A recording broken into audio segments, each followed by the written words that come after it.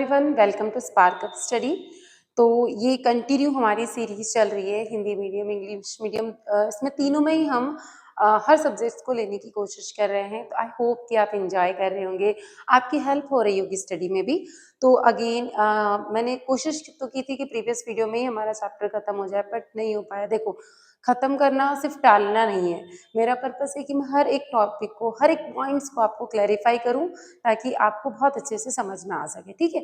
जिससे आपका जो लेवल है वो इंक्रीज हो जाए और एग्जाम में सिलेक्शंस की चांसेस इंक्रीज हो जाए।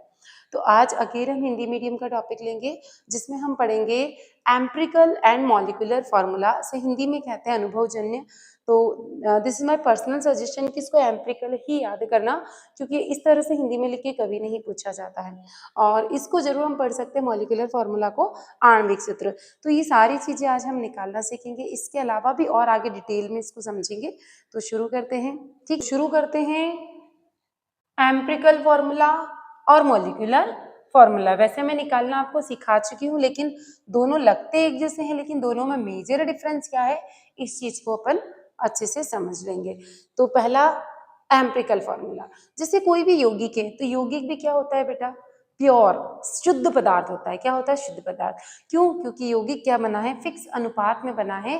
जब कोई तत्व आपस में सम्मिलित हो जाते हैं, मिल जाते हैं, लेकिन उनका अनुपात या जो रेशियो होता है वो कैसा होता है, फिक्स होता है, तो क्या बन जाता है, यौगिक बन जाता है।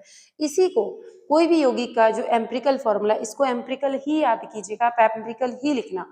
वह रासायनिक सूत्र है जो यौगिक के एक अणु में उपस्थित विभिन्न तत्वों की परमाणुओं के सरलतम पूर्णांक अनुपात को व्यक्त करता है। काफी कॉम्प्लिकेटेड लग रही है ना, देखो सिंपल बनाते। कोई यौगिक है, उसका एक अणु है, वो पूरा यौगिक जब भी बना ना, जब एक अणु बना है ना, उस अणु में अब वो अणु अलग अलग प्रकार के परमाणुओं को मिलाने से बना है। एक परमाणु हो सकता है बार बार मिल रहा हो, ज्यादा मिल रहे हो, 3 4 5 बहुत सारे मिलकर एक यौगिक बना है, एक अणु बना है। तो उसमें जितने भी परमाणु हैं, उसके सरल पूर्णांक, सिंपलेस्ट फॉर्म को कहेंगे अपन। क्या कहेंगे?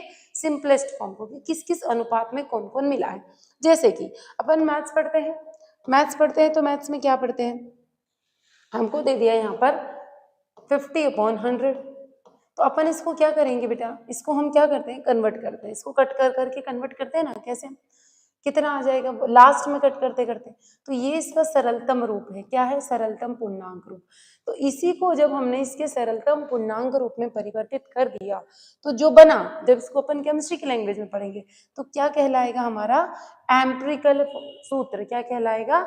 एम्पिरिकल सूत्र। ठीक है, इसको लिख लीजिएगा अच्छे से, लिख लो इसको अच्छे से।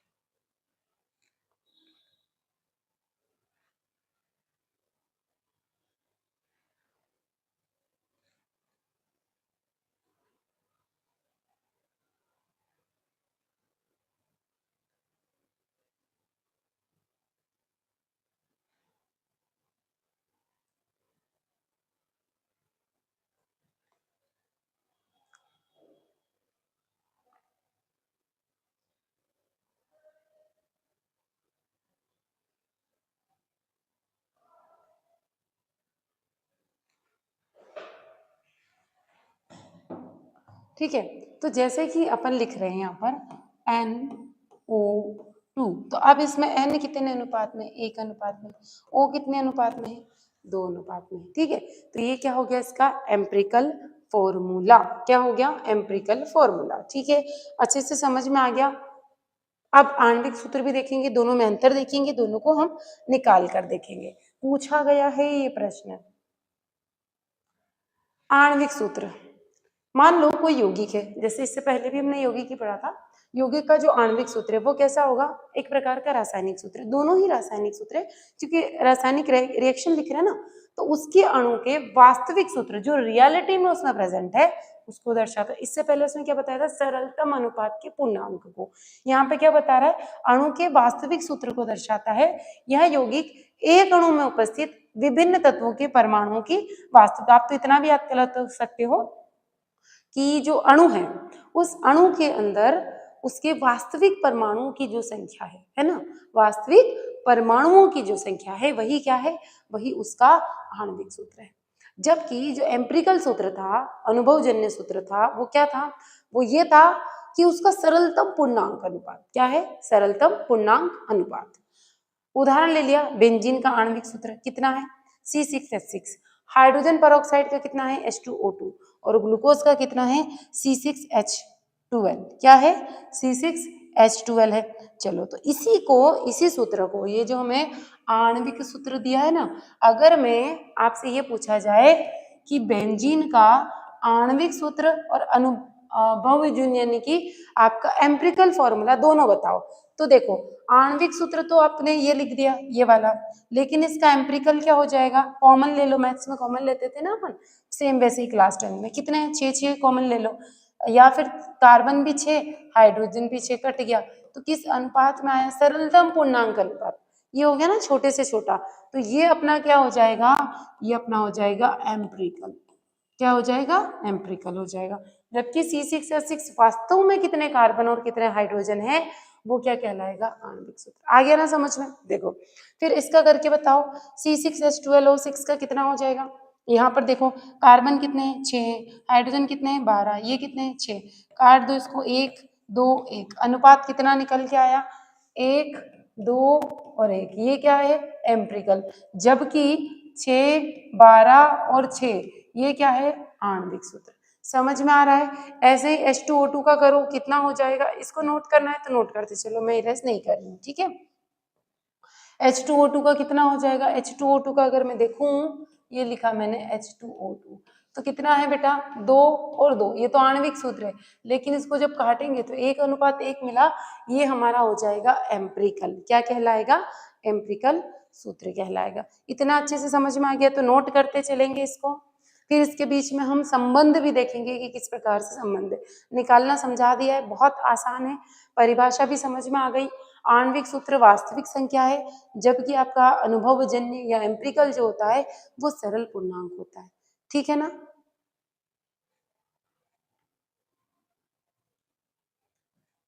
आगे बढ़ेंगे, इनके बीच में क्या संबंध होता है, सूत्र नोट करना है, सारी चीजें नोट करते जाना है। किसी भी यौगिक का जो आणविक सूत्र होता है उसके अनुभवजन्य सूत्र का एक सरल पूर्णांक गुणज होता है। मतलब सरल पूर्णांक गुणक का मतलब है जैसे 1:1 आया, तो अगर हम बेंजीन का इससे सूत्र बना रहे तो दोनों के अंदर ही 6 का गुणा होगा ना, जब भी 6:6 बनेगा। समझ में आया। ग्लूकोज का 1:2:1 आया था, तो किसी एक संख्या का ही तो गुणा करा था हमने, तो 6 12 और 6 आया था, ठीक है।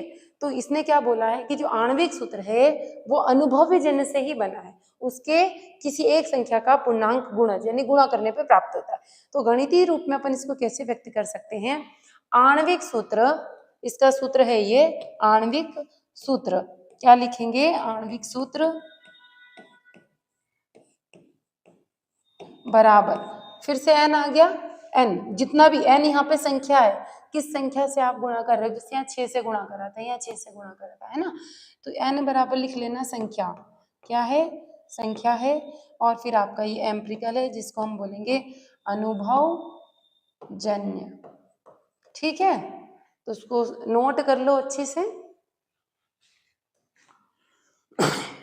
कर लिया अच्छे से नोट। अब n क्या है, n यहाँ पर कोई भी पूर्णांक हो सकता है, 1 2 3, अगर आपने n बराबर 1 रखा तो आणविक सूत्र बराबर अनुभवजन्य हो जाएगा, 2 रखा तो डबल हो जाएगा, 3 रखा तो ट्रिपल हो जाएगा, ठीक है, इतना हमको समझ में आता है।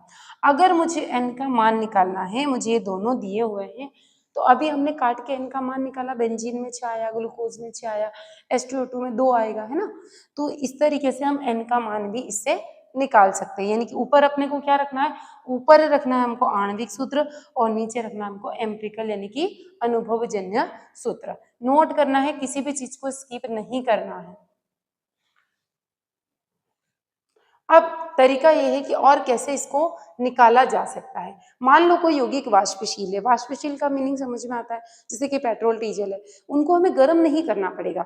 आप क्या करो, किसी भी बर्तन में भर के उनको खुला छोड़ दो, वो अपने आप बिना तापमान दिए भी वाष्प अवस्था में परिवर्तित हो जाएंगे। तो ऐसे द्रव्य को, ऐसी वस्तुओं को क्या कहा जाएगा, ऐसे पदार्थों को वाष्पशील यौगिक। ठीक है, तो उनका जो आणविक द्रव्यमान होता है उसको हम किससे निकाल सकते हैं, विक्टर मेयर की विधि से। ये क्वेश्चन हमसे पूछा गया है, ऑब्जेक्टिव बन जाता है अगर कंपटीशन में हम पार्टिसिपेट कर रहे हैं। नहीं भी कर रहे हैं तो आजकल स्टेट बोर्ड में, सीबीएसई बोर्ड्स में भी ये पूछा जाता है। कौन सी मेथड से निकाल सकते हैं, विक्टर मेयर विधि से निकाल सकते हैं। अब ये किस सिद्धांत पर आधारित है, देखो एसटीपी, स्टैंडर्ड टेम्परेचर प्रेशर। क्या है, स्टैंडर्ड टेम्परेचर एंड प्रेशर, लिख लेना इसको। पर कोई भी जो पदार्थ है उसके अंदर 22.4 लीटर वाष्प का द्रव्यमान ग्राम आणविक द्रव्यमान के बराबर होता है। तो ये जब स्टैंडर्ड अपने ने टेम्परेचर प्रेशर लिया एक लेवल का, तो इतना जो लीटर था उसका अगर अपने मेजरमेंट करा तो किसके बराबर आया, उतने ही ग्राम के बराबर आया। मतलब आपकी यहाँ पर आयतन और मास, आयतन और आपका द्रव्यमान दोनों ही क्या हो गए, बराबर हो गए। उस टेम्परेचर, उस प्रेशर को हमने क्या बोल दिया है, स्टैंडर्ड टेम्परेचर और प्रेशर, ठीक है, के बराबर होता है। और इसी संबंध का उन्होंने उपयोग किया है और वहां पर फिर ये सूत्र निकाला है। तो ये सूत्र क्या निकल के आता है, ये सूत्र निकल के आता है आणविक द्रव्यमान बराबर 2 गुणित वाष्प घनत्व। क्या आएगा, इस सूत्र को याद रखना है। अगर आपको आणविक द्रव्यमान दिया है और आपसे वाष्प घनत्व अगर पूछा जाता है तो हम इसको निकाल सकते हैं। ठीक है, निकाल सकते हैं आराम से, क्योंकि या आपको वाष्प घनत्व दिया है और आपसे आणविक द्रव्यमान भी पूछा जाए तो आप निकाल सकते हैं। नोट करते जाएंगे साथ में। इसके बाद आता है अनुभवजन्य द्रव्यमान का सूत्र। जैसे कि अभी हमने क्या देखा, अभी हमने देख लिया आणविक द्रव्यमान का, तो हम यहाँ पे निकाल रहे हैं कार्बन परमाणु C का परमाणु द्रव्यमान। किसके, इसमें क्या जोड़ दिया, 2 जोड़ दिया कार्बन में, फिर हाइड्रोजन का परमाणु द्रव्यमान प्लस ऑक्सीजन का परमाणु द्रव्यमान। तो क्या निकल के आया, देखो ये क्या बना है, इसमें कौन कौन है, इसमें आपको दिख रहा है कार्बन, हाइड्रोजन और ऑक्सीजन। क्या बना है, CHO। ठीक है, इसका अगर हम सूत्र बना रहे हैं एक तरीके से, तो कार्बन का द्रव्यमान कितना है, 12 यूनिट है। कितना है, 12 यूनिट है। इसके बाद में यहाँ पर देखेंगे हाइड्रोजन, हाइड्रोजन का द्रव्यमान कितना है, हाइड्रोजन का द्रव्यमान अपना हो गया है 1। इसके बाद ऑक्सीजन का द्रव्यमान कितना है, ऑक्सीजन का द्रव्यमान हो गया है 16। ये फॉर्मूला दिया है आपको CH2O का, किसका दिया है, CH2O का। तो टोटल यूनिट कितनी बनी है, टोटल यूनिट बनाओ, सबकी यूनिट को जोड़ दिया। ठीक है,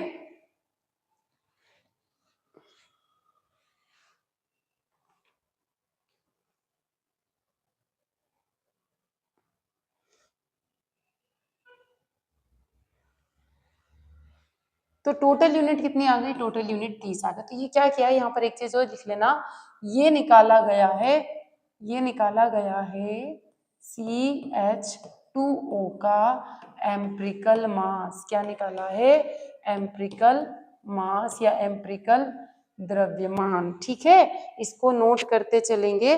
तो ये इसका सूत्र है, कौन किसमें कितना भार है उस भार को लिख दिया, तो कितना निकल के आ गया, 30 यूनिट। कितना आ गया है, 30 यूनिट निकल के आ गया है।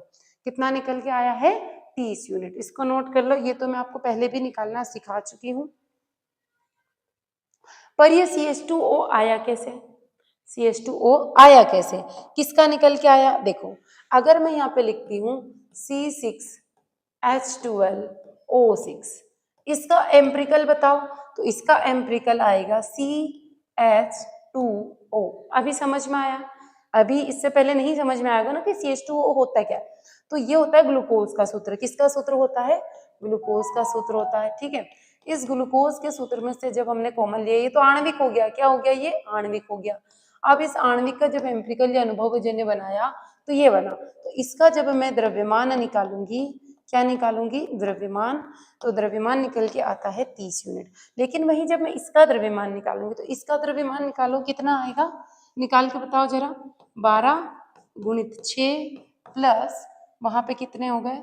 नहीं, ये तो 12 तो इसका भार है, 6 कार्बन है, पहले भार रख रहे हैं। भार कितना है? 1 है, गुणित 12 है, प्लस भार कितना है? 16 है, गुणित 6 है। अब निकाल के आप होमवर्क है, हाँ, ये कमेंट करके मुझे ये बताना कि इसका आणविक द्रव्यमान कितना आता है। एम्पिरिकल तो हमने 30 यूनिट निकाल लिया है। अब क्या निकल के आएगा? ये सूत्र क्या है? अनुभवजन्य। एम्पिरिकल का सूत्र है। ये किसका सूत्र है? आणविक का। तो जब ये वाला सूत्र यूज करा हमने तो जो बाह्य द्रव्यमान निकल के आया वो कितना निकल के आया? 30 यूनिट। कितना निकल के आया? 30 यूनिट आया। अब हम क्या कर रहे हैं? अब हम यहाँ पर उसी फॉर्मूला को आणविक सूत्र के रूप में यूज कर रहे हैं। जब हमने आणविक सूत्र के रूप में यूज करा तो इसका भार या द्रव्यमान कितना निकल के आएगा वो आप लोगों के लिए होमवर्क है। ठीक है, आप कमेंट करके बताएंगे, मुझे समझ में आ गया होगा। तो अगर आपका आंसर आता है तो मुझे लगेगा कि डेफिनेटली आपको जो मैं पढ़ा रही हूँ ना वो समझ में आ रहा है। अदरवाइज कुछ भी समझ में नहीं आ रहा, मैं खुद ही पढ़ रही हूँ, खुद ही समझ रही हूँ। ठीक है, इतना अच्छे से क्लियर हो गया है तो आगे बढ़े। सूत्र की गणना कैसे की जाएगी?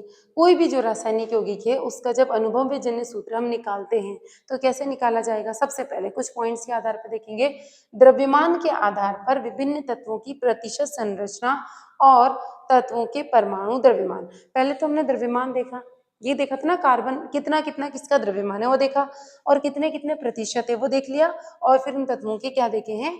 परमाणु द्रव्यमान। इस आधार पर हम उसका सूत्र निर्धारित कर सकते हैं। तो अलग अलग स्टेप्स वाइज इसको निकालना सीखेंगे।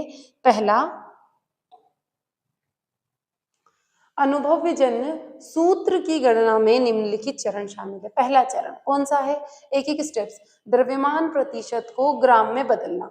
अगर हमें किसी भी तत्व का प्रतिशत में द्रव्यमान दिया है 20% द्रव्यमान, तो पहले हम इसको कैसे ग्राम में बदलेंगे? किस में बदलेंगे? 20 मानेंगे वो कि टोटल 100 ही ग्राम होता है कोई भी चीज। इसके बाद मोल की संख्या की गणना करना। अगर मान लो तत्वों को हमें ग्राम में नहीं दिया और हमें बताया मोल दिया, तो उस मोल की संख्या कितने मोल दिया उसको कन्वर्ट करना है हमको। तो अब हम कैसे कन्वर्ट करेंगे? किसी भी तत्व का मोल क्या है?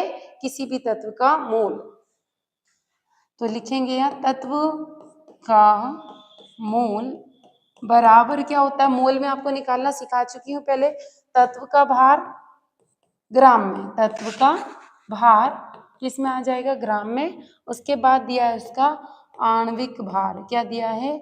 आणविक भार। तत्व का आणविक, उसी तत्व का आणविक भार। तो प्रीवियस क्लास जिसमें मोलारिटी निकालना सीखा था हमने, मोलरता, उसके अंदर आपको ये मैं सिखा चुकी हूँ कि आप किसी भी तत्व का मोल कैसे निकालेंगे। तो मोल निकाल सकते हो आप, अगर भार दिया और आणविक भार आपको पता है तो पहले द्रव्यमान प्रतिशत दिया था उससे हमने भार निकाला, उसके बाद हम इसको मोल में परिवर्तित कर सकते हैं। तो इसको भी आपको नोट कर लेना है।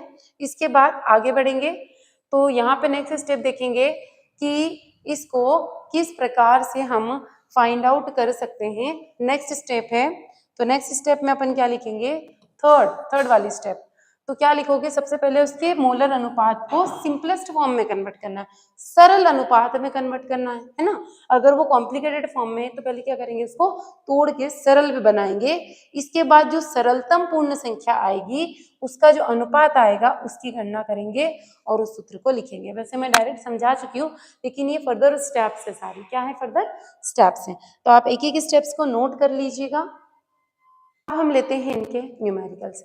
आपको आई होप कि ये समझ में आ गया होगा वो स्टेप्स थे लिखने की, लेकिन डायरेक्टली निकाला कैसे जाता है। डेफिनेशन आपको अच्छे से कर लेना है और कैसे निकाला जाता है, क्योंकि मान लीजिए परीक्षा में किसी का आणविक सूत्र दिया और आपसे एम्पिरिकल पूछा, अनुभवजन्य पूछा तो आप निकाल पाएंगे।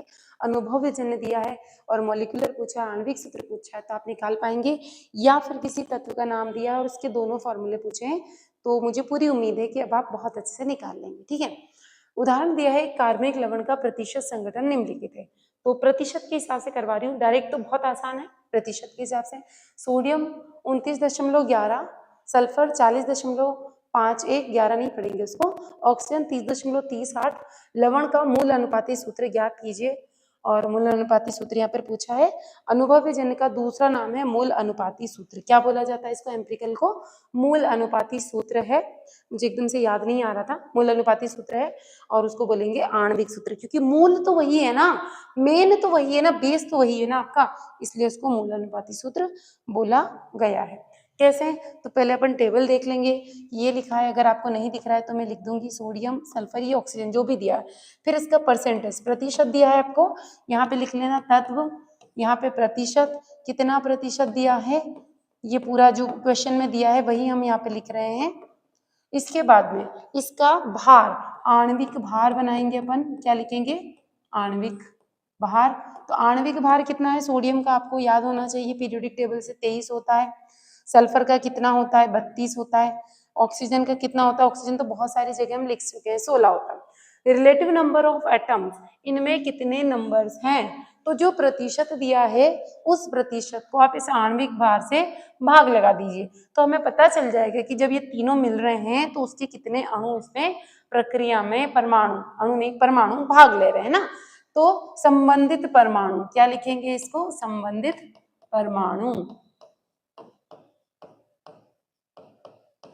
ठीक है, तो क्या कर रहा है, इसको भाग लगाते गए, इसको इससे भाग देते गए, इसको इससे भाग देते गए, तो ये सारी संख्याएं हमारे सामने आ गई हैं। इसके बाद में ये लिख लिया। अब हमने इसका निकाला है अनुपात। क्या निकाला है? अनुपात। अनुपात कितना आएगा? देखो, अनुपात जब हम निकाल रहे हैं तो सभी का 1.265, उसके बाद इसका 1.266 और 1.90। इन सबको हमने क्या करा है, हमने सोडियम के इससे भाग दे दिया है। क्या कर दिया है? भाग दे दिया। कितना आया था इसका? 265 आया था। जब भाग दिया तो अनुपात कितना निकल गया? 1 और 1.5। तो यहाँ पे हो जाएगा सरलतम पूर्णांक, सरलतम पूर्णांक, ताकि सभी को हम क्या करें, एक जैसा बना सके। अब यहाँ पे अपन कैसे लिखते हैं? 1.2, 1.2, 1.90। तो यहाँ पे 2 दो बार आया है ना, इसलिए हमने इसको भाग दिया है। क्या करा है? भाग दे दिया। इसमें 2 6 6, 2 6 5। तो जो नंबर बार बार आ रहा है, जैसे अपन मैथ्स में पढ़ते थे ना, 9.5, फिर दूसरे इसमें 2.5 और यहाँ पे 5 दिया है, तो हम क्या करेंगे, इस बटे को हटाने के लिए हम 5 से गुणा कर देंगे, तो ये 5 उठ जाएगा, ये 5 उठ जाएगा और ये 1 बचेगा, तो 9 2 और 1 आ जाएगा। क्या आ जाएगा? 9 2 1। सेम वही प्रोसीजर यहाँ अपनाइए, तो आंसर यहाँ पे कितना आ गया है? 1 1 और 1.5। तो अब इस 1.5 को हम कैसे लिखेंगे? नहीं लिख पाएंगे। कैसे लिखेंगे? इसलिए हमने क्या करा, इसमें 2 से गुणा कर दिया, तो 2:2:3 आ गया है। और इस अनुपात में हम इसको ले सकते हैं। तो 2 अनुपात में हम किसको लेंगे? सोडियम को लेंगे। यानी कि कैसे लिखेंगे? जब सोडियम को लेंगे तो सोडियम को लिखेंगे Na2। क्या आ जाएगा? Na2। फिर एस भी कितना है? 2 है, और ऑक्सीजन कितना है? 3। ये निकल के आया, और यही सूत्र हमें बनाना था। ये देखो, ये सूत्र लिखा हुआ है नीचे, मैंने ऊपर भी लिख दिया। तो अब आप इसको नोट कर लो कि कैसे हम किसी क्वेश्चन से, अगर हमें उसकी मात्रा दी हुई है और परसेंटेज दिया हुआ है, परसेंटेज से हम उसका मूल अनुपाती सूत्र या एम्पिरिकल फॉर्मूला या अनुभवजन्य फॉर्मूला बना सकते हैं। ठीक है, नोट कर लो आराम से। आगे बढ़ेंगे। 2.38 ग्राम यूरेनियम को वायु की धारा में तीव्र ताप पर गर्म किया गया है ना। परिणामी ऑक्साइड का भार, मतलब जब इसको यूरेनियम को वायु की उपस्थिति में हम गर्म कर रहे हैं तो उसका अपने को पूरा लिखना है। तो जो ऑक्साइड बना, जब ऑक्सीजन से क्रिया कर लिया उसने, यूरेनियम ऑक्साइड बना दिया, तो उसका भार दिया है 2.806 ग्राम। तो ऑक्साइड का मूलानुपाती सूत्र याद करना है, और अपने को यूरेनियम का परमाणु द्रव्यमान यहाँ दे दिया है। क्या दिया है? यूरेनियम का परमाणु द्रव्यमान दे दिया है। चलो आगे करेंगे इसको। सबसे पहले हमको क्या बदलना है कि जो यूरेनियम है, यूरेनियम वायु की उपस्थिति में गर्म करने पर, वायु की, यहाँ लिख देना, उपस्थिति में गर्म करने पर क्या बना रहा है? बना रहा है यूरेनियम ऑक्साइड। क्या बना रहा है? Uranium oxide.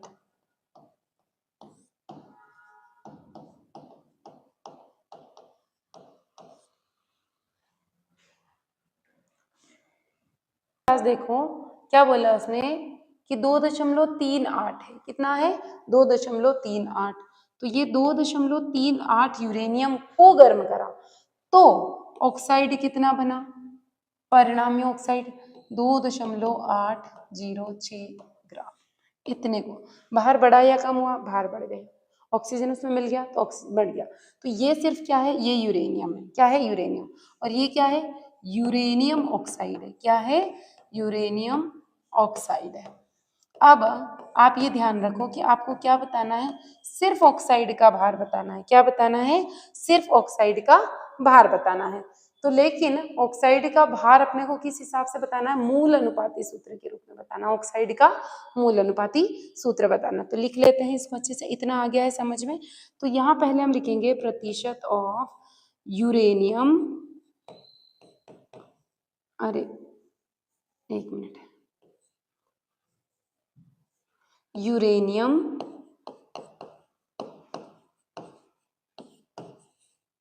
का प्रतिशत। क्या निकालेंगे? यूरेनियम का प्रतिशत। जब यूरेनियम का प्रतिशत निकालेंगे तो कैसे प्रतिशत निकालना है? क्या निकालना है? प्रतिशत। तो कैसे निकाला था? पहले आप लिखो ये वाला बार 2.38। इसके बाद ऑक्साइड कितना बन गया? 2.806। अब प्रतिशत निकालते तो किससे गुणा करते हैं? 100 से गुणा करते हैं। तो 100 से गुणा कर देंगे। क्या करेंगे? 100 से गुणा कर देंगे। चलो इसको फटाफट निकाल लो। मैं कैलकुलेटर यूज कर लेती हूँ। आ रहा है आंसर। आंसर आ रहा है इसका 8482। कितना निकल के आया प्रतिशत? 8482। लेकिन हमने क्या माना है कि कोई भी चीज 100% होती है। कितनी होती है? 100%। इतना अगर नोट कर लिया तो इसको मैं इरेज कर देती हूँ। इरेज कर दें इसको या आगे? एक मिनट रुको। अभी वो मिटाया नहीं है, मैं आपको बता दूंगी कैसे लिखेंगे। इसमें हम लिखेंगे अगर टोटल परसेंटेज कितना है? 100 है। और अभी कितना बना अपना? 84.82। कितना बना था? हाँ 84.82 बना था। तो ये कैसे निकाल रहे हैं हम? प्रतिशत। किसका प्रतिशत निकाल रहे हैं हम? ऑक्सीजन का। तो माइनस करके देख लो कितना बनेगा। ये भी 84 है तो 24 कम हो गया 16, 15 पॉइंट कुछ आएगा ना। हाँ कितना आना चाहिए? ये आया 15.18। यहाँ पे क्या लिखोगे? किसका प्रतिशत लिख रहे हो? ऑक्सीजन का। किसका? ऑक्सीजन का। ऑक्सीजन का प्रतिशत कितना है? तो 100 में से इसको माइनस कर दिया तो ये निकल के आ गया ऑक्सीजन का प्रतिशत। अब क्या करना है? अब जब हमको बनाना है मूल अनुपाती सूत्र। मूल अनुपाती सूत्र। तो अभी आपने क्या बनाई थी बेटा? अभी एक टेबल बनाई थी कि नहीं बनाई थी? बनाई थी ना। बस वैसे की वैसी ही टेबल बनानी। तो पहले क्या क्या बनाया था वो लिख लो। कौन कौन से तत्व थे? तत्व कौन कौन से हैं यहाँ पर? यूरेनियम है। यूरेनियम है और कौन है? ऑक्सीजन है। इसके बाद में क्या है? इनके सिंबल तो मैंने लिखे दिए। ऐसी कैसी टेबल बना लेनी है। इसके बाद लिखो उनका क्या लिखा था हमने? कलर चेंज कर लेते हैं। प्रतिशत। क्या लिख लेंगे? प्रतिशत। अब प्रतिशत के बाद हम प्रतिशत लिखते जाते हैं। चलो प्रतिशत कितना प्रतिशत है यूरेनियम? अभी निकाला। कितने प्रतिशत आया यूरेनियम? यूरेनियम आया अपना 84.82। कितने प्रतिशत है? इतना। कैसे प्रतिशत निकाला? इतना यूरेनियम इस टोटल में से, तो इसमें ऑक्साइड भी मिला था तो इसमें से इसको निकाला तो यूरेनियम का। ऑक्सीजन का कितना प्रतिशत? 15.18। ठीक है 15.18 आ गया। अब इसके बाद में इनका लिखो अणु भार। क्या लिखो? अणु भार। कितना आ रहा है अणु भार? कितना आ रहा है? यूरेनियम का दिया है कितना दिया है? 238। ऑक्सीजन का कितना होता है? 16। आ रहा है समझ में जो मैं कर रही हूँ? कितना होता है? 16। इसको 16 बना लेना अच्छे से। 16। अब इसके बाद देखो अपने ने क्या निकाला था? क्या निकाला था? कुछ याद आ रहा है? क्या निकाला था? कुछ याद आ रहा है? क्या करा था अपने ने? इसके अंदर इसका भाग लगाया था। याद आया कुछ? ठीक है मैं लगाती जाती हूँ, आप लिखते जाना। क्या निकाला था? संबंधित मोलों की संख्या है ना, संबंधित मोल। तो अपन अब क्या करेंगे हम सब? 84.82 अपॉन 238। ठीक है, करते चलो आप लोग मेरे साथ में, कितना आंसर आता है। मैं यहाँ पे अगेन वापस कैलकुलेटर यूज कर रही हूँ क्योंकि फालतू टाइम नहीं खराब करेंगे। ठीक है, मैं आंसर निकाल रही हूँ, आप लोग भी निकाल लो। तो इसका आंसर कितना आ जाएगा, इसका आंसर आ रहा है 0.3562। ठीक है, और इसका आएगा 0.94875। इतना तो कब तक निकालते हम। ठीक है, अब अगेन ये देखो, क्या ये राउंड फिगर में आया? नहीं आया ना, तो अब आप तत्वों को कैसे लिखोगे, कैसे लिखोगे, फॉर्मूला कैसे बनाओगे? तो अपन क्या करेंगे, फिर से क्या करेंगे हम लोग कि इसको राउंड फिगर में लेंगे। राउंड फिगर में लेने के लिए हम क्या कर सकते हैं, इसमें क्या कर सकते हैं, इसके अंदर इस छोटे वाले नंबर का क्या करो, इस छोटे वाले नंबर का भाग दे दो। मतलब यहाँ पे लिख दूं मैं, कैसे करो, ये जो 0.3562 है, इसमें 0.3562 का भाग दे दो। ठीक है, दे देंगे, ओके। इधर भी दे दो 0.94875 बटे 0.3562। इसका भाग हमने इसमें भी दे दिया। जब इसमें भाग दिया तो ये तो 1 आ जाएगा। कितना आ जाएगा, 1 आ जाएगा। इसमें दो, कितना आएगा, कितना आएगा, जब इसमें भाग देंगे तो कितना आएगा, तो जब इसके अंदर भाग देंगे तो ये निकल के आएगा 2.666। कितना आएगा, 2.666। अभी भी राउंड फिगर में नहीं आया, तो फिर से क्या करो, इसको डबल कर लो। क्या करो, डबल कर लो। कैसे, 2 का गुणा कर दो। 1 में जब 2 का गुणा किया तो 2 आ गया, और ये 2.6666 है।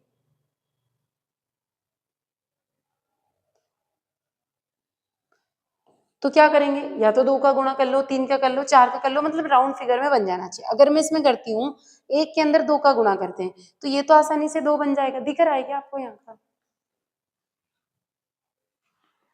इधर का मैं बेटा ऊपर लिख दूंगी, आपको ये स्क्रीन नहीं दिखेगी। अगर मैं, ये कैसी टेबल आई है, यहाँ पे लिख लेते हैं ना। लास्ट में वहां पे क्या क्या आया है अपने पास में निकल के, 1 और 2.666। अगर इसके अंदर 2 का गुणा करें तो ये तो 2 बन गया, लेकिन इसके अंदर करोगे तो फिर से पॉइंट में आएगा, 5 दशमलव करके आएगा।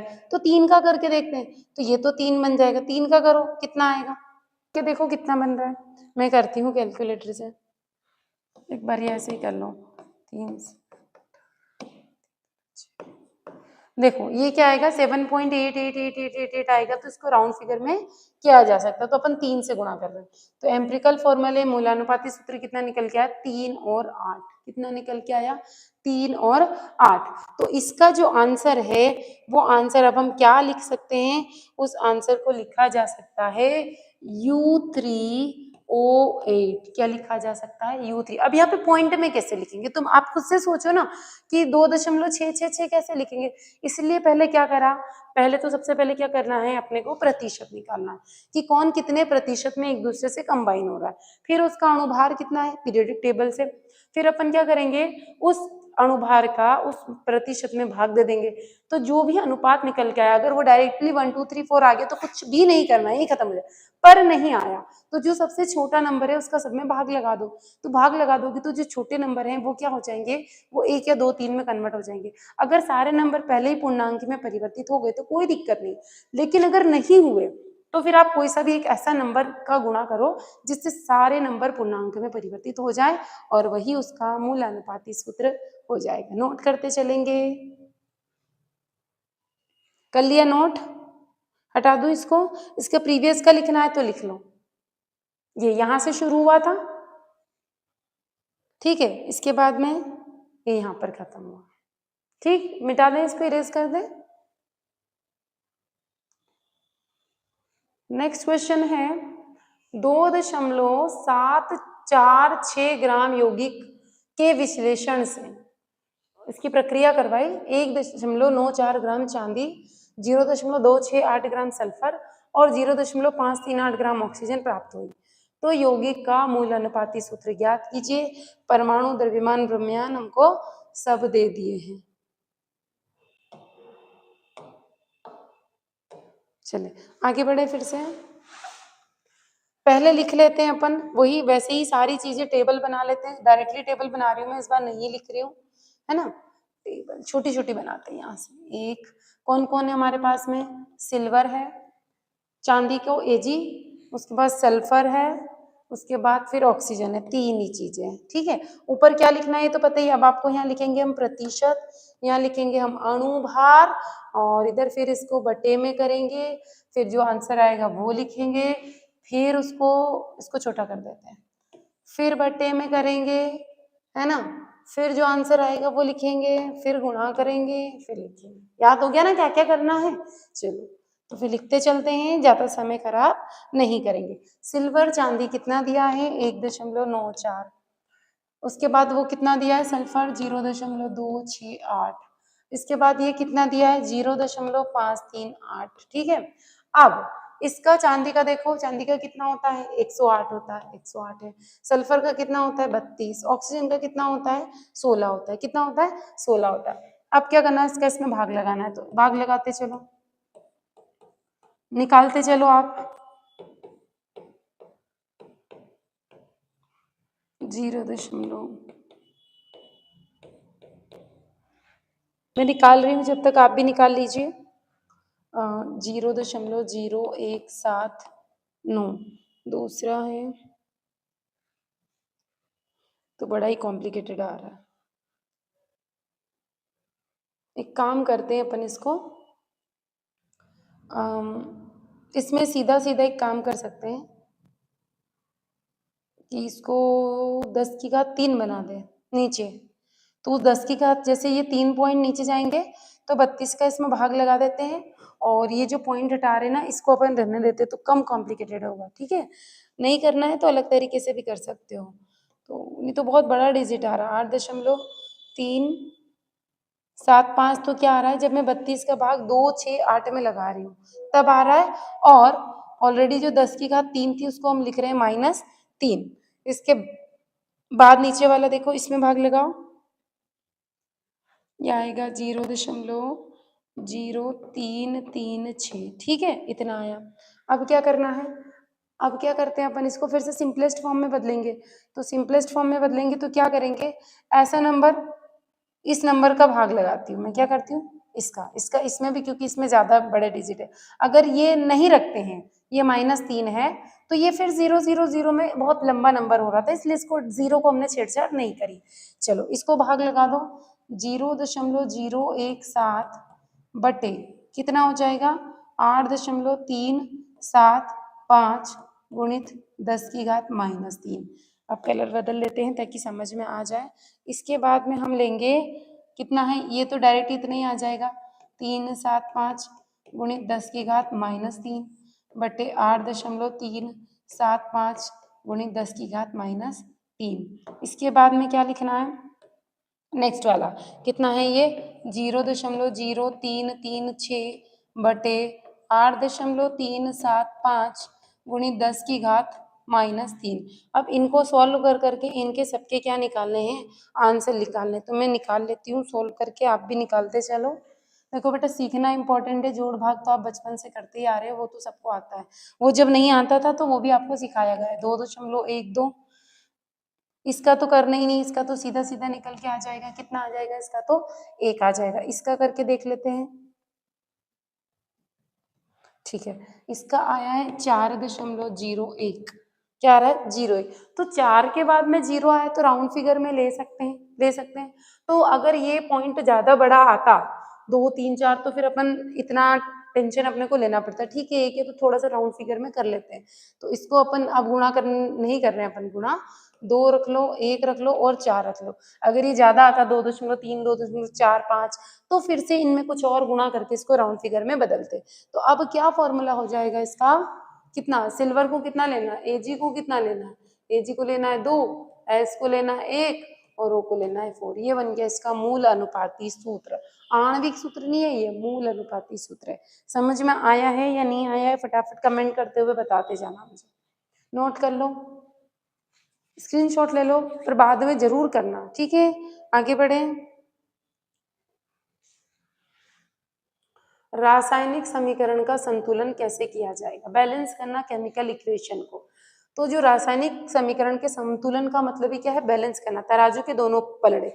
मतलब रिएक्शन करने के पहले जो अपना क्रियाकारक या अभिकारक था, रिएक्शन करने के बाद में वो जब उत्पाद बना तो उसमें अणु और परमाणुओं की संख्या बराबर होनी चाहिए, ठीक है। तो उसको करने के लिए अपन क्या क्या करते हैं, सबसे पहले अपने को पहली विधि का नाम है प्रयत्न और परीक्षण विधि। क्या बोलते हैं, प्रयत्न और परीक्षण विधि। क्लास 9th में भी आपने पढ़ी होगी, 9th और 10th में। दूसरी विधि है आंशिक समीकरण विधि। तीसरी विधि होती है ऑक्सीकरण विधि, और उसके बाद चौथी विधि होती है आयन इलेक्ट्रॉन विधि। इसमें हम 2 विधियों को पढ़ने वाले हैं क्योंकि यही पूछा जाएगा और इसी से बैलेंस करते हैं। तो प्रश्न दिया है चुंबकीय ऑक्साइड Fe3, है ना, क्या बोलेंगे इसको, चुंबकीय ऑक्साइड, या क्या बोलेंगे, आयरन ऑक्साइड। हाइड्रोजन के साथ जब गर्म किया जाता है तो लोहे में अपचयित हो जाता है। अपचयन हो रहा मतलब हाइड्रोजन जुड़ रहा है, ऑक्सीजन निकल रहा है। हो सकता है किसी प्रक्रिया में हाइड्रोजन नहीं जुड़े, लेकिन अगर ऑक्सीजन निकल रहा है तो भी अपचयन होता है। कैसे होगा ये मैं आपको लिख कर बता देती हूँ। देखो, अगर किसी भी प्रक्रिया में ऑक्सीजन जुड़ रहा है, हाइड्रोजन निकल रहा है, अगर ऑक्सीजन जुड़ रहा है तो भी ऑक्सीकरण है, और हाइड्रोजन निकल रहा है तो भी ऑक्सीकरण है। लेकिन अगर किसी प्रक्रिया में ऑक्सीजन निकल रहा है और हाइड्रोजन जुड़ रहा है तो वो कहलाता है अपचयन। क्या कहलाता है, अपचयन कहलाता है। तो जरूरी नहीं है कि हर प्रक्रिया में हाइड्रोजन निकले और ऑक्सीजन जुड़े, दोनों में से कोई एक हो सकता है या दोनों भी हो सकते हैं। दोनों में से कोई एक हो सकता है या फिर कोई दोनों हो सकते हैं। इसको नोट कर लो।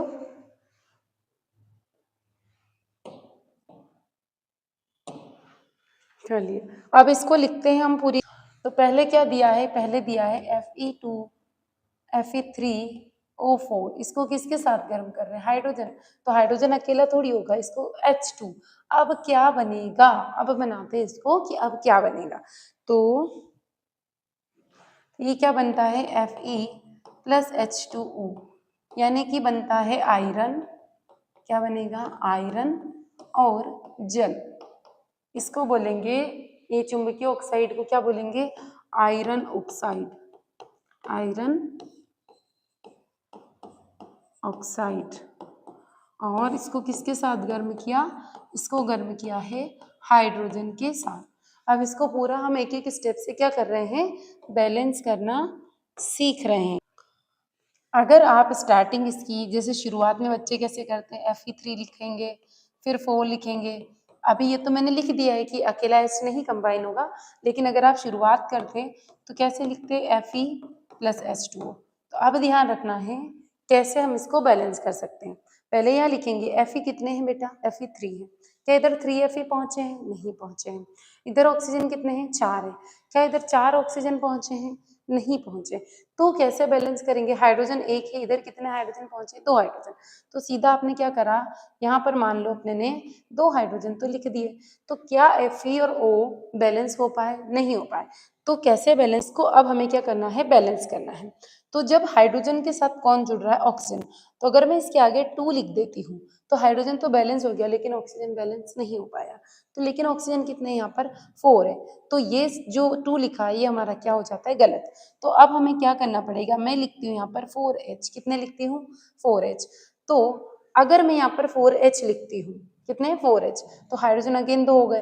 तो क्या हमें इस H2O के आगे 2 लगा दें, तो 2 2 जा 4, 2 दूनी 4, तो हाइड्रोजन तो हो गए बैलेंस। क्या ऑक्सीजन बैलेंस हुए, अभी भी नहीं हुए। क्या ऑक्सीजन बैलेंस हुए, अभी भी 2 ऑक्सीजन बाकी हैं। अब Fe के आगे अगर मैं यहाँ पर 3 लगा दूँ, क्या करूँ, Fe के आगे अगर मैं 3 लगा दूँ तो Fe तो हो गया, लेकिन अभी भी कितने ऑक्सीजन बचे हैं, 2 ऑक्सीजन अभी भी बचे हुए हैं। तो उसके लिए फिर हमें क्या करना पड़ेगा, यहाँ पर देखो, यहाँ पर अगर मैं लगा दूं 4H2O तो ऑक्सीजन तो बैलेंस हो गया, लेकिन क्या ये हाइड्रोजन बैलेंस हुआ, नहीं हुआ। तो क्या हमें इसको ऐसा कर सकते हैं, 4H2, 4 दूनी 8, 8 हाइड्रोजन, 4 दूनी 8 हाइड्रोजन, 4 ऑक्सीजन और Fe3। तो ये क्या निकल के आएगा, इसका आंसर हो जाएगा 4H2O। इसको भी मैं रेस करके लिख देती हूँ, पूरा क्या बन जाएगा, 4H2। तो इस तरीके से हम इस अभिक्रिया को, इस रिएक्शन को बैलेंस कर सकते हैं। इसको आप नोट कर लो। हो सकता है आप में से कुछ लोगों को ये पहले से भी आती हो, लेकिन इट्स माय ड्यूटी कि मैं आपको हर एक टॉपिक कंप्लीट करवाऊं। लिख लिया है, कैसे बैलेंस किया है। अगला है एसिटिलीन ऑक्सीजन में जलकर कार्बन डाइऑक्साइड और जल बनाता है। इस अभिक्रिया के लिए संतुलित समीकरण लिखिए। इस अभिक्रिया के लिए संतुलित समीकरण लिखिए। तो पहले हम लिखते हैं एसिटिलीन का फॉर्मूला। क्या लिखेंगे? एसिटिलीन का फॉर्मूला। तो एसिटिलीन का फॉर्मूला होता है C2H2। क्या होता है? C2H2। अब उसने क्या बोला उसको? एसिटिलीन ऑक्सीजन में जला है, ऑक्सीजन में जला दिया, जलने के बाद क्या बनाया? कार्बन डाइऑक्साइड CO2 और क्या बनाया? H2। अब देखो क्या ये रिएक्शन बैलेंस है? क्या कार्बन 2 है? नहीं है। हाइड्रोजन 2 है? हाँ है। ऑक्सीजन 2 है? ऑक्सीजन 2 यहाँ हो गए, 1 यहाँ हो गए, फिर मतलब कम पड़ रहे हैं। ऑक्सीजन इस साइड में कम पड़ रहे हैं और कार्बन इस साइड में, तो एक ऑक्सीजन तो इधर जोड़ना पड़ेगा और एक कार्बन इधर जोड़ना पड़ेगा। तो अब इसको करते हैं हम फिर से बैलेंस। तो बैलेंस करने के लिए अपन क्या करेंगे? यहाँ पे लिख रहे हैं हम ये लिख रहे हैं C2H2 प्लस O कर देंगे। अभी ऑक्सीजन को बैलेंस करना पड़ेगा तो क्योंकि CO2 और H2O ही बनने वाला है। क्या बनने? अब हम यहाँ पर ये देखते हैं कि मुझे इसके आगे कौन सा नंबर लिख लेना चाहिए। अगर जो कार्बन है ये 2 हैं, तो अगर मैं यहाँ पे लिख देती हूँ 2, कितना 2, तो कार्बन तो हो गए बैलेंस, हो गए ना। कितने कार्बन हो गए? 2। और ऑक्सीजन कितने हो गए? 4। तो क्या यहाँ पर 4 ऑक्सीजन है? नहीं है।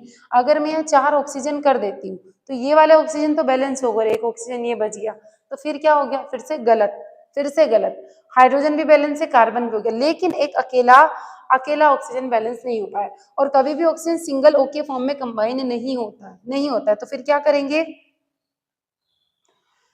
क्या करेंगे? हम? क्या मैं इसको उठा के यहाँ पे 5 लिख दूं?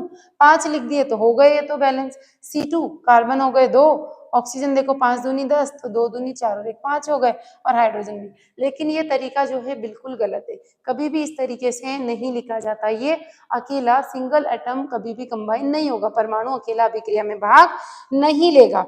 तो फिर क्या किया जाए? 5 तो लिख रहे हैं हम, 5O2। तो क्या हम इस साइड में, अब मैं इसको O2 कर देती हूँ तो 10 हो गए, तो क्या इधर इसको बैलेंस किया जा सकता है? क्या इधर 2 लिखा जा सकता है? अगर मैं इधर 2 लिख देती हूँ तो हाइड्रोजन कितने हो गए? हाइड्रोजन हो गए हैं टोटल 4, और ऑक्सीजन 2 और 4, 2 दूनी 4 और 2 6, ऑक्सीजन कितने हो गए? 6। अभी भी हमारे पास में 4 ऑक्सीजन मिलकर बचे हुए हैं। कितने ऑक्सीजन बचे हुए हैं? 4 ऑक्सीजन बचे। तो फिर क्या करें? तो फिर क्या मैं इसके आगे इसको बैलेंस कर दूं 2 से? इसके आगे अगर मैं इसको 2 से बैलेंस करती हूँ तो इस साइड फिर से 2 दूनी कार्बन कितने हो गए हैं? 4, और हाइड्रोजन 2 दूनी 4, हाइड्रोजन अगेन 4 हो गए, और ऑक्सीजन कितने हो गए हैं? 10 ऑक्सीजन हो गए। जबकि अगर मैं इस तरफ देखूं तो हाइड्रोजन मुझे अभी 4 दिख रहे हैं, ऑक्सीजन 6 दिख रहे हैं, और कार्बन जो है मुझे कितने दिख रहे हैं? 2। यानी अगर मैं इधर कुछ एक बार कोशिश करती हूँ करने की तो शायद प्रॉब्लम सॉल्व हो जाए। तो क्या करें हम? यहाँ पर इस 2 को मिटा के मैं नीचे लिख देती हूँ, इस 2 को मिटाकर हम क्या लिख दें? 4 CO2। अब करके देखते हैं क्या पॉसिबिलिटीज लग रही है हमें। तो अब जो कार्बन है वो कितने हो गए हैं? 4 हो गए हैं। ऑक्सीजन हमारे 8 हो गए हैं, 4 दूनी 8 और ये 2, तो 2 बराबर हो जाते हैं 10, और ये जो हाइड्रोजन है ये 2 है। क्या ये संख्या बराबर आपको 2 दूनी 4, क्या ये संख्या आपको बराबर दिखाई दे रही है? डेफिनेटली। तो फाइनल जो रिएक्शन है वो क्या निकल के आएगी? फाइनल रिएक्शन निकल के आएगी 2C2H2 plus 5O2। It gives us कितना? 4CO2 plus 2H2। ये हमारी अंतिम अभिक्रिया हो जाएगी जो कि बिल्कुल संतुलित है। नोट करो।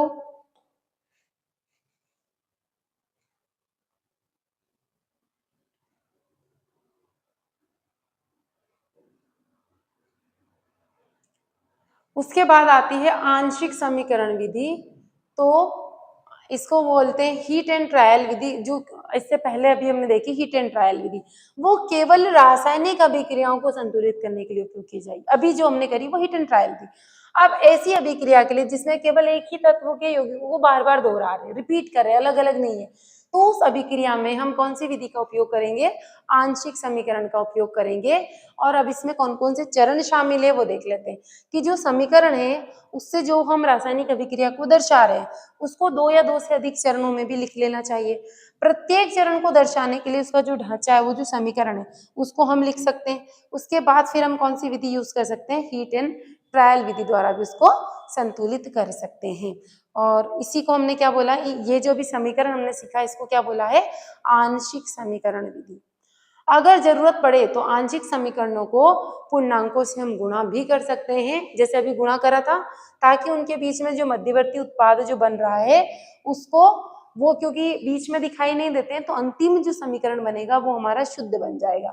लास्ट में हम क्या करेंगे, जो आंशिक समीकरण है उसको जोड़कर समीकरण को संतुलित कर देंगे। प्रश्न है, आंशिक समीकरण विधि द्वारा निम्नलिखित ढांचे के समीकरण को संतुलित कीजिए। तो अभी हमने कौन सी विधि अपनाई है, इसको आंशिक समीकरण विधि कहते हैं। तो फिर हीट एंड ट्रायल विधि किसे कहा जाता है, हीट एंड ट्रायल विधि इसे कहा जाता है जैसे कि Na और Cl है, ऐसे हम क्रॉसिंग करके लिखते हैं ना, एक एक एक एक, तो Na और Cl, ठीक है। इसके बाद CO कैसे कंबाइन होगा, तो इसकी कितनी होती है, 2, और ये इसकी कितनी होती है, अंतिम कितने होते हैं, 4 होते हैं, तो ये कैसे कंबाइन हो जाएंगे, संयोजकता 2 है तो 2 की 4 हो गई, तो ये ऐसे एक दूसरे से कंबाइन हो जाएंगे, इसलिए ये CO2 heat and trial method हो गई। अब ये आंशिक समीकरण विधि है, इसको हमें क्या करना है, इसको हमें अभी जैसे हमने संतुलित करा था सेम उसी प्रकार से वापस से संतुलित कर लेना है। चलो संतुलित कर लेते हैं। फॉस्फोरस दिया है, नाइट्रिक एसिड दिया है, फिर यहाँ पे H3PO4 बन रहा है, H2 बन रहा है, NO2। चलो अब इसको बैलेंस करेंगे। तो सबसे पहले क्या करेंगे, मान लो इसको हमने क्या करा, 2HNO3, क्या कर दिया, 2HNO3 कर दिया, ये बन रहा है। तो आप क्या करो, इस साइड में कितने H है, इस साइड में कितने P है, वो ऐसे लिख लो। इस साइड में P कितने हैं, 1 है, H कितने हैं, 1 है, N कितने हैं, 1 है, O कितने हैं, 3 है। और दूसरी तरफ अगर हम बात करें तो H कितने, पहले P देखो, P है क्या, बिल्कुल है, P बराबर 1, H N और O। H कितने हैं, 3 है, N कितने हैं, 1 है, O कितने हैं, H 3 और 2 5 है ना, 3 2 बराबर 5, N 1 है, ऑक्सीजन कितने हैं, 2 3 और 4 7। अब देखो बैलेंस करने की किधर कहाँ जरूरत है, समझ में आया। तो अब हमें हाइड्रोजन को भी बैलेंस करना है, ऑक्सीजन को भी करना है, तो दोनों चीजें तो इसी के अंदर है, तो इसमें एक बार 2 लगा के देखा, कितना लगा के देखा, 2। अब बैलेंस करो, हाइड्रोजन कितने हो गए, 2 ही हुए अभी भी, ऑक्सीजन कितने हो गए, ऑक्सीजन 6 हो गए, 6 हुए, लेकिन अभी भी कम पड़ रहा है, तो 2 से काम नहीं चलेगा। तो फिर क्या करें, तो फिर अब हम क्या काम करते हैं, देखें तो इसके बीच में मध्यवर्ती पदार्थ भी बनता है। कैसे बनता है, देखो अगर मैं यहाँ लिखती हूँ 2HNO3, तो सिर्फ इस HNO3 की रिएक्शन देखना क्या क्या बन जाएगा, ये 2NO2, क्या बनेगा, 2NO2 बनेगा इसमें से, प्लस प्लस क्या बन जाएगा, H2O। इसके बाद की अगर अभिक्रिया देखें, इसके बाद की तो अभिक्रिया बन जाएगी 2P प्लस 5O।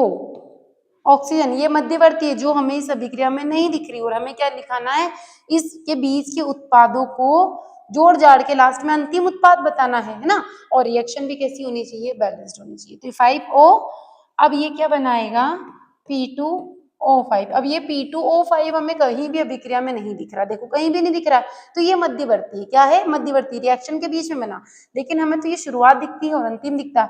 तो फिर इसको कैसे बैलेंस किया जाएगा, तो अब हम क्या करेंगे, P2O5 प्लस 2H2O, वापस हाइड्रोलिसिस करवाई, वाटर से अभिक्रिया जब हमने इसकी करवाई तो क्या बन गया, ये बन जाएगा 2H3PO4 बन जाएगा। इसके बाद में जब ये अभिक्रिया आगे बढ़ती है तब क्या होता है, 10 से मल्टीप्लाई करा हमने इस HNO3, 10HNO3 हो गया, plus P is equals to, अब क्या बनेगा, इज इक्वल्स टू देखेंगे तो ये बन रहा है H3PO4 जो कि हमें अंतिम उत्पाद है, प्लस H2O प्लस NO2, तो NO2 कितने हो जाएंगे, 5। यही पूरी अंतिम उत्पाद है रिएक्शंस का, ठीक है, यही हमें निकालना था।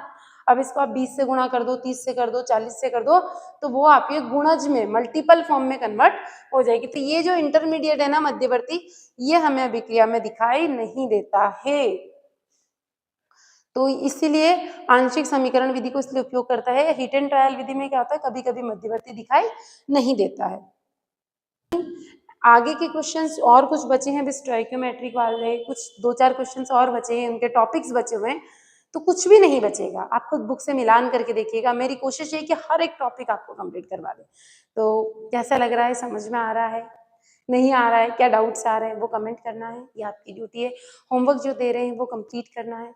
तो मिलेंगे अगली क्लास में। Thank you.